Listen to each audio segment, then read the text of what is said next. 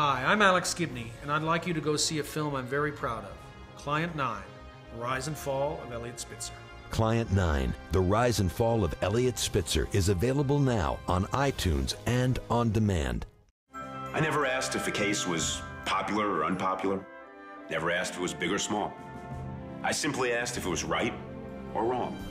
Eliot Spitzer was Dudley Do-Right.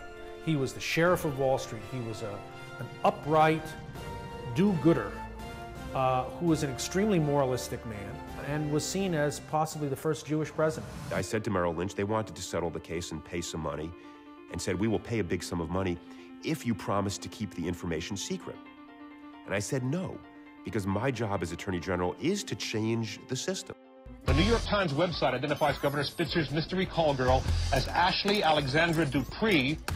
When it was revealed in the New York Times on their website that Eliot Spitzer was involved in a prostitution scandal, nobody could believe it, as everybody's jaws dropped. I've acted in a way that violates my obligations to my family, and that violates my or any sense of right and wrong.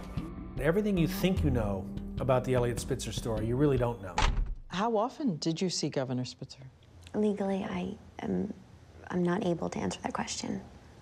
Eliot Spitzer is called Client 9 because that phrase, Client 9, comes from a federal affidavit of charges that was mounted against the Emperor's Club VIP. The affidavit was filled with all sorts of crucial details that allowed reporters to go off and find out who Client 9 was.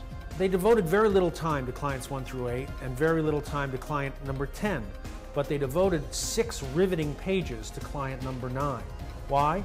Because I think the federal prosecutors really wanted to out Eliot Spitzer. They pressured me, like they do on TV. And they said, we know you worked for this agency, and we want you to look at some pictures and tell us if you recognize anyone. Cheers erupted on trading floors around the city as word spread of Governor Spitzer's stunning downfall. Some traders reportedly broke out bottles of champagne to celebrate. They weren't the only ones. You know, we elect our public representatives to work on our behalf to make the world a better place.